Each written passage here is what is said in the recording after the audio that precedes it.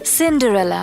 कई साल पहले थी एक अति सुंदर और दयालु लड़की सिंड्रेला।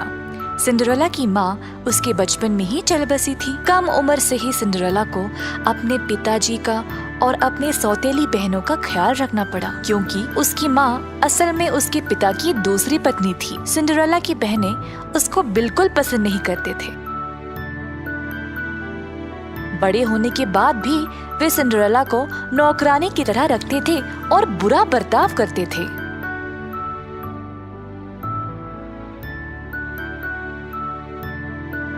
एक दिन सारे राज्य को एक महाजश्न के लिए राजमहल में आमंत्रित दिया गया।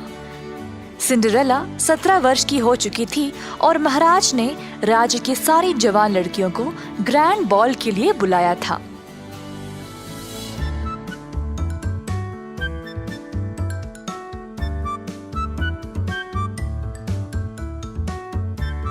परंतु सिंड्रेला की सौतेली माँ ने उसको जाने नहीं दिया और उल्टा उसके हाथ खुद को और अपने बेटियों को जश्न के लिए तैयार करवाया। दिन भर उससे काम करवाया।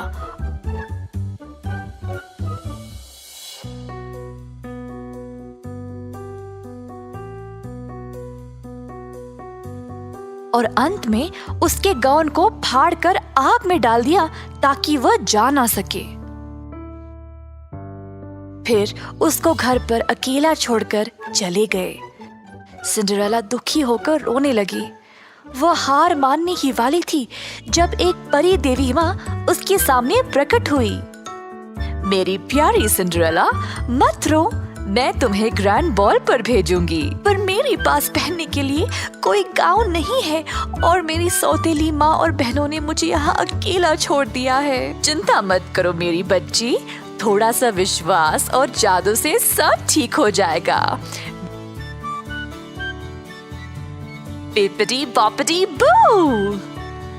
परी देवी माँ ने अपनी जादुई छड़ी को चलाया और सिंड्रेला के फटे पुराने कपड़े सुंदर गाउन में बदल गए।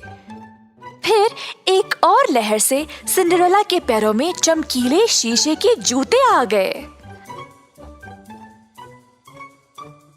वाह, ये गाउन तो बहुत ही सुंदर है परी माँ, पर मैं राजमहल तक पहुँचूंगी कैसे? परी देवी माँ ने देखा कि कुछ 6 चूहे बाग में एक कद्दू के पास खेल रहे थे। उनकी ओर अपनी छड़ी घुमाई और बोली, बिपदी बॉपदी बू। तुरंत 4 चूहे चमकीले काले घोड़ों में बदल गए और 2 गाड़ीवानों में। कद्दू बन गया एक सुनहरी गाड़ी। सिंड्रेला ये सब देखकर खुशी से झूम उठी। राजमहल की ओर निकलने से पहले परी देवी माँ ने बोला, ओह सिंड्रेला, ये जादू रात के 12 बजे तक ही रहेगा। तुम्हें उससे पहले घर वापस लौटना पड़ेगा। ठीक है, बहुत बहुत शुक्रिया परी माँ। जब सिंड्रेला राजमहल में प्रवेश हुई तो सब लोग उसकी सुंदरता पर फिदा हो गए, पर किसी ने भी उसको पहचाना नहीं, बल्कि उसकी सौतेली माँ और बहनों ने भी नहीं।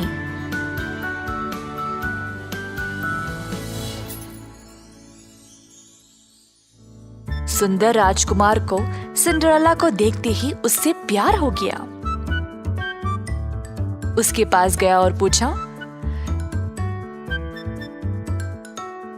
क्या तुम मेरे साथ डांस करोगी?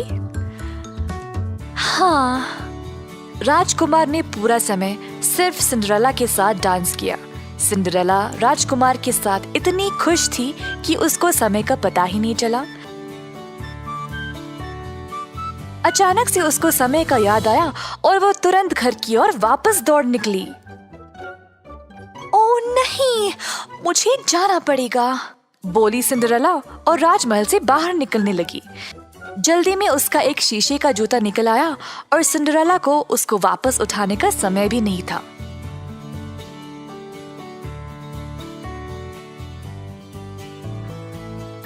बारह बजते ही वह घर पहुंच गई। उसकी गाड़ी वापस कद्दू में बन गया,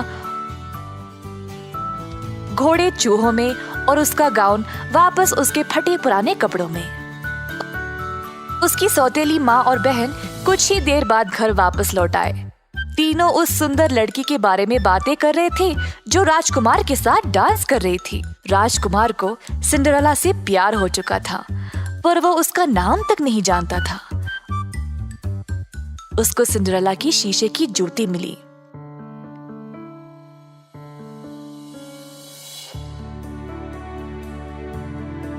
मैं उसको ढूंढ के रहूंगा। जिस लड़की का भी पैर इस जूते में आएगा वही मेरी रानी बनेगी। अगले दिन से राजकुमार और उसके सेवक निकले उस लड़की की तलाश में। घर घर गए हर लड़की को उस जूती पहनाने के लिए, पर किसी का भी पैर उसमें आया ही नहीं।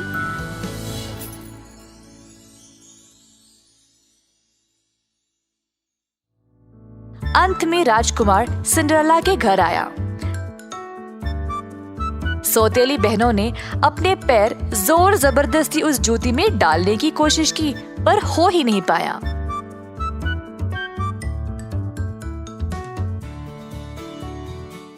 इस बीच सिंड्रेला की सौतेली माँ ने उसको कमरे में बंद कर दिया था ताकि राजकुमार उसको देख ना सके। सिंड्रेला तड़प के रोने लगी, ये ना जानते हुए कि वह क्या करे। अपने आप को बेहतर महसूस कराने के लिए सिंड्रेला गाना गाने लगी। इसी दौरान अब राजकुमार ने हार मान ही ली जब अचानक से उसको सिंड्रेला की सुरीली आवाज सुनाई दी। राजकुमार ने सौतेली माँ से पूछा कि क्या घर में कोई और बालिका थी। सौतेली माँ ने बहुत कोशिश की राजकुमार को वहां से भेजने के लिए, पर राजकुमार ने अपने सैनिकों को आदेश दिया घर की तलाशी करने के लिए। आखिरकार सिंड्रेला को ढूंढ लाया गया और फिर जब उसने जूती को पहना तो उसको अच्छे से आ गया। राजकुमार ने अपने प्यार को पहचान लिया था।